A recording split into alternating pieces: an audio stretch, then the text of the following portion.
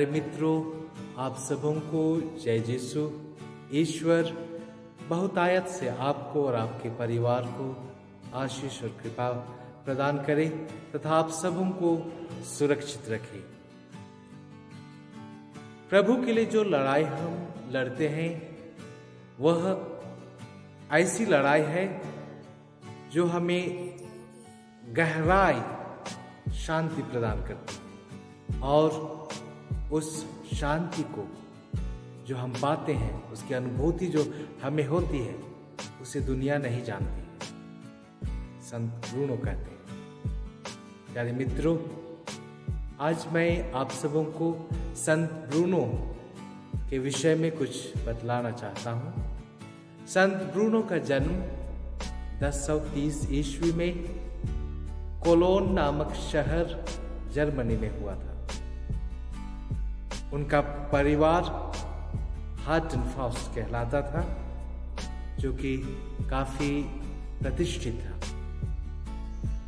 संत पिता ग्रेगोरी 15वें ने उसे 17 फरवरी 1623 में संत घोषित किया। संत ब्रूनो करथुसियन धर्म समाज के संस्थापक संत हैं। उन्होंने इस धर्म समाज की स्थापना की ताकि ईश्वर को करीब से अनुभव किया जा सके। और संत ब्रूनो एकांत का जीवन, दरिद्रता का जीवन, त्याग और तपस्या का जीवन, पवित्रता का जीवन, उदारता का जीवन, पुण्य का जीवन जीकर प्रभु को अनुभव करना चाहते थे। और यह तभी संभव हो पाता जब वह अपना अच्छा समय, उत्तम समय प्रभु को दे पाते। और इसलिए वो चाहते थे कि अपना जीवन वो एकांत स्थान में बिता पाए।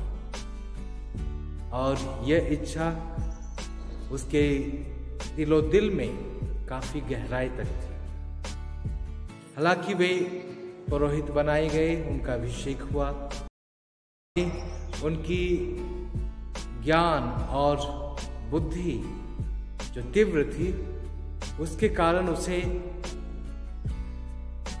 कोलोन डायसिस में पूर्ण रूप से शिक्षा विभाग में रखा गया ताकि वो शिक्षा की व्यवस्था अच्छी तरह से कर सके और उस शिक्षा के द्वारा लोगों को ईश्वरीय ज्ञान और ईश्वरीय प्रेम का अनुभव दिला सके। तो सच्चे ज्ञान का मतलब है ईश्वर को हम करीब से जाने, पहचाने और उसे अनुभव करें। और यही संत ब्रूनो ने अपने जीवन में करने की कोशिश की थी। तो आज संत ब्रूनो के जीवन से यही शिक्षा हमें मिलती है कि हम जिस परिस्थिति से गुजर रहे हैं, इस परिस्थिति में, और यह परिस्थिति ऐसा परिस्थिति है जो प्रभु का वरदान है। अन्य वक्त, अन्य समय जब लॉकडाउन नहीं था, जब यह महामारी नहीं थी, तो हम सभी अपने कार्यों में व्यस्त थे। हम सभी उचित समय प्रभु के लिए नहीं दे पाते थे। हम अपने परिवार के लिए उचित समय नहीं दे पाते थे, परिवार के साथ उचित समय बिता नहीं पाते थे। और उसी को प्रभु कुछ अच्छा लाने के लिए यह समय दिया है। जरूर यह विकट परिस्थिति है, कठिन परिस्थिति है, लेकिन यह कठिन परिस्थिति गुजर जाए।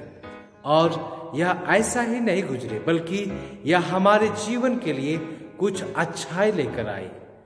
और वो अच्छाई है प्रभु के साथ जुड़कर रहने का। हाँ, प्रभु के साथ संयुक्त रहने का यह समय है। हम परिवार के साथ, परिवार में प्रभु के साथ जुड़े रहें। हम प्रभु का प्रेम अपने घर परिवार में, अपने रिश्तेदारों में, अपने माता पिता, भाई बहनों के साथ रहकर अनुभव कर पाएं। और वह अनुभव हमारे जीवन को अच्छी तरह से जीने के लिए एक शक्ति दे सके, एक प्रेरणा दे सके, ताकि हम इस वक्त के गुजर जाने के बाद न सिर्फ खुद के लिए बल्कि दूसरों के लिए भी प्रेरणाप्रद बन सके, प्रेरणादायक जीवन जी सके।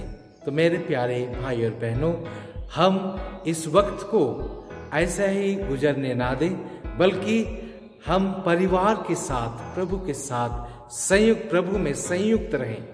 और जैसे प्रभु कहता है, जो दाखलता से जुड़ा रहता है वह अधिक फल लाता है, और जो अधिक फल उत्पन्न करना चाहता है उसे प्रभु के साथ जुड़े रहना चाहता है। तो हम इस भयावह परिस्थिति में भी घबराए नहीं, डरे नहीं, बल्कि प्रभु के पास करीब आए। जैसा प्रभु कहता है, तुम जो थके मांदे और बोझ से दबे हुए हैं, मेरे करीब आओ, मेरे पास आओ, मैं तुम्हें विश्राम दूंगा।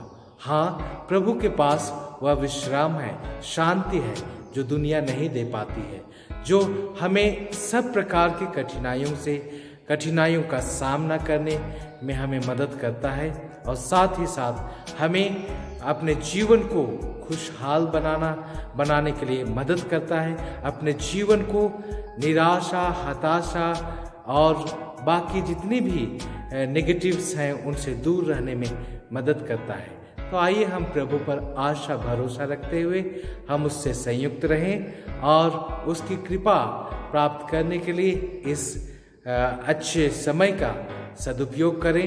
हम उसे ऐसा ही नहीं जाने दे, बल्कि प्रभु के साथ रहकर हम ईश्वरीय कृपा का अनुभव प्राप्त करें और साथ ही साथ परिवार के साथ जुड़े रहें। ईश्वर हम सबों को बहुतायत से आशीष दे और ईश्वरीय कृपा हम पर सदा बनी रहे, ताकि हम सुरक्षित और स्वस्थ रह सके। आमीन। जय यीशु। ईश्वर आपको आशीष दे। आमीन।